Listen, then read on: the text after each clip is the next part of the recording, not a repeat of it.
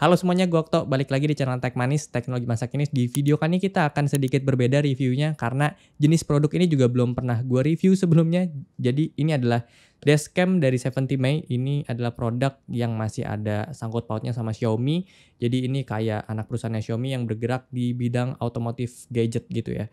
Jadi karena gadget ini dipergunain di mobil dan gue belum punya mobil untuk saat ini, dan akhirnya gue kontak temen gue untuk coba review produknya bareng-bareng. Dan temen gue itu adalah, nama channelnya Overdriven, mereka itu nge-review seputar mobil gitu ya. Jadi kalau misalnya kalian pengen lihat ya kalian bisa visit aja channelnya mereka di Overdriven dan gue bisa taruh linknya di description box. Oke, jadi gimana review kita tentang produk ini? So langsung aja masuk ke videonya.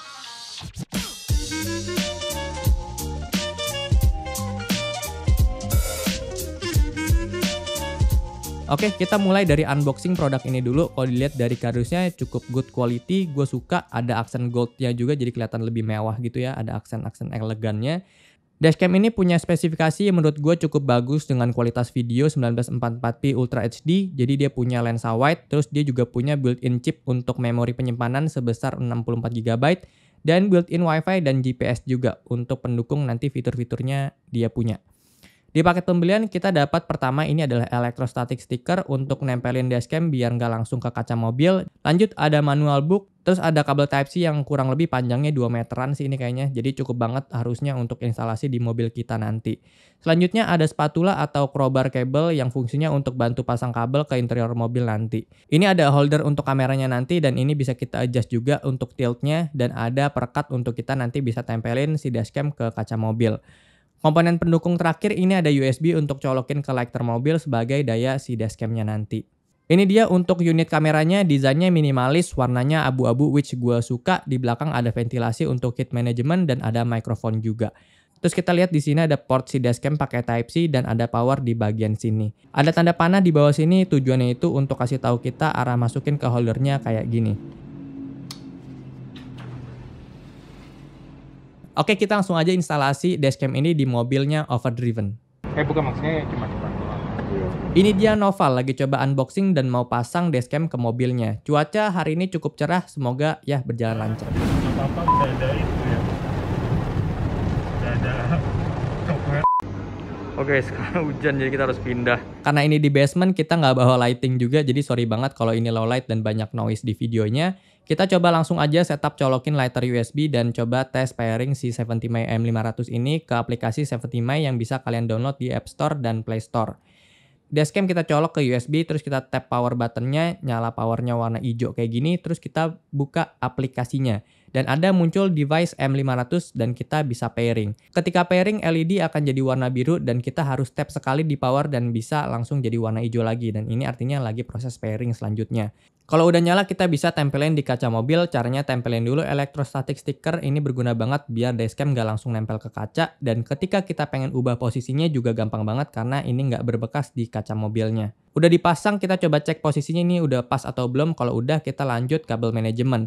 Kita gunain crowbar untuk bantu kabel jepit di bagian headliner mobil. Lakuin serapi mungkin biar nggak kelihatan ada kabel ngegantung. Ada tips dari Overdriven kalau mau pasang dan kendala kaca mobil kalian tuh lebar kayak gini. Jadi kalian bisa routing aja ke bagian pilar dengan catatan nggak ada curtain airbag di mobil kalian. Karena takutnya ini bisa berpengaruh. Untuk dia punya fitur kita bisa lihat di aplikasi dan kita bisa atur masing-masing fiturnya. Untuk pengaturan bisa pilih kualitas hasil rekaman, resolusi rekaman, dan berapa menit setiap rekamannya. Biar kita tuh bisa gampang ketika pengen ngambil klip yang akan kita butuhin. Fitur parking surveillance ada di sini tapi kita nggak bisa aktifin karena kita nggak punya kit tambahannya. Ini kalian bisa beli kit tambahannya di 70 Mei yang mereka sediain juga. Fungsi dari fitur ini ketika mobil parkir, which kondisi mesin kan akan mati nih. Karena ada kitnya ini jadi tetap bisa nge-record si kameranya.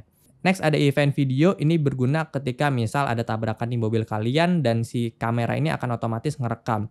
Saran dari Overdriven untuk jalanan di Indonesia rekomen untuk di low sensitivity aja karena banyak lubang, jadi kalau ada guncangan dia akan otomatis nge-record si kameranya. Lanjut ada timelapse fotografi, ini juga fitur yang harus ditambahin kit biar berfungsi. Intinya ketika lagi parkir ini tetap bisa ngerekam secara timelapse gitu, jadi nolong kalau ada suatu hal. Lanjut ada HDR watermark 70 Mei yang ada di bawah ujung kiri video. Ketika hasil rekamannya muncul ini bisa kita matiin. Terus GPS dan GLONASS juga bisa berguna untuk nampilin lokasi dan bisa baca kecepatan mobil. Voice control ada di sini biar bisa kita perintah si kamera dengan cukup nyebut kayak take a picture, take a video, dan lain-lain. Terus kita bisa enable si kamera ini mau nge-record audio juga atau enggak. Nah, fitur yang menurut gue cukup menarik yaitu ADAS atau Advanced Driver Assistance System. Nah, ini akan kita coba langsung di jalanan. Untuk fitur pertama, ini ada Front End Vehicle Collision Alert. Ini memungkinkan kamera kasih tahu kita ketika kondisi mobil di depan itu tiba-tiba berhenti atau lajunya itu menjadi melambat.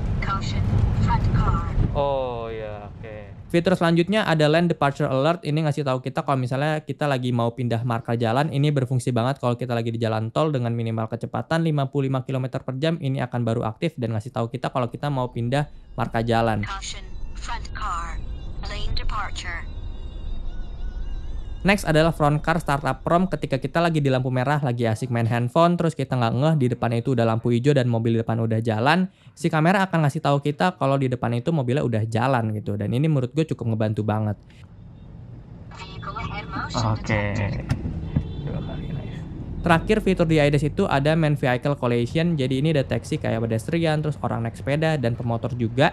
Cuma ketika kita aktifin fitur ini cukup annoying menurut kami karena banyak banget kan pemotor yang lalu lalang. Jadi si cam ini tuh selalu ngedeteksi dan selalu nge-alert kita bahwa ada pedestrian gitu. Jadi ya ini agak kurang relevan dipakai di Indonesia menurut gue. Motor itu Pak, motor Pak. Ini motor nih, ya. Oke, jadi itu aja fitur-fitur yang ada di kamera ini. Gue coba kasih beberapa footage hasil rekaman pas low light dan daylight juga, bandingin seperti apa hasilnya. Dan hasilnya tuh kayak gini. Caution, front car.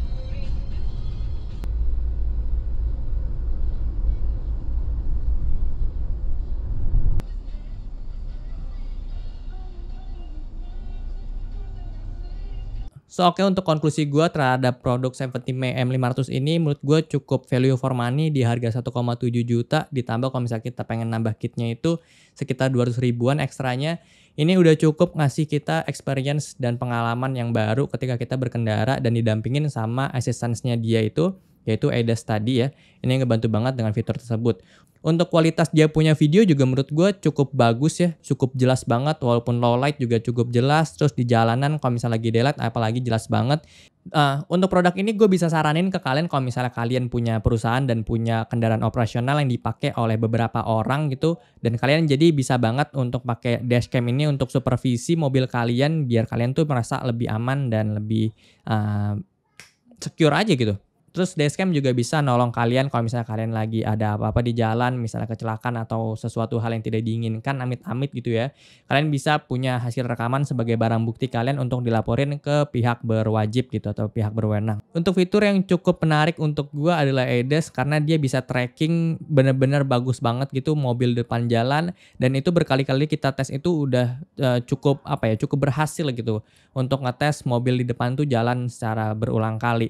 Cuma untuk beberapa fitur lainnya itu kayak masih harus disesuaikan di kondisi jalanan Indonesia ya, karena emang ini kan produk global gitu, jadi agak susah untuk disesuaikan di negara-negara tertentu. Untuk gue pribadi, orang yang baru pakai dashcam kayak gini menurut gue cukup nice ya, karena gue nggak tahu ada fitur dashcam kayak gini bisa tracking dan ada sensor segala macamnya gitu. Gue kira dashcam kayak webcam komputer aja gitu, cuman ditaruh terus ngerekam udah. Gue kira kayak gitu, ternyata enggak. Untuk overdriven sendiri, mereka itu adalah user 70 Mei sebetulnya. Jadi mereka tuh udah pernah review dan udah pakai sampai saat ini, sampai video ini dibuat, mereka tuh udah punya produk 70 Mei sebelumnya yang dashcam ditaruh di depan sama belakang mobil, dan itu juga udah di review, kalian bisa cek video reviewnya.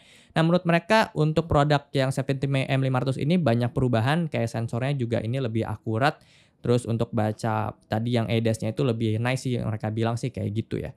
Oke, jadi thank you untuk 70 Mei dan overdriven tentunya. Dan thank you juga untuk udah kasih Imani ke kita. Ini Imani yang cukup nice sih menurut gua. Oke guys, thank you so much ya udah bantuin Tech Manis ya, Dennis, Oval, dan siapa satu teman lagi?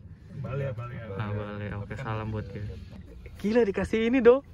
Imani loh, pas banget Imani gue kemarin nyari-nyari nggak ada, tinggal satu, udah top up, terus hilang. Thank you banget nih. Thank you buat kalian yang udah nonton sampai habis. Silahkan tinggalkan komentar di kolom komentar di bawah jika ada info saran seputar konten di channel ini. Like dan subscribe serta aktifkan lonceng notifikasi sebagai dukungan kalian terhadap channel ini. Waktu sampai jumpa di video selanjutnya. Terima kasih.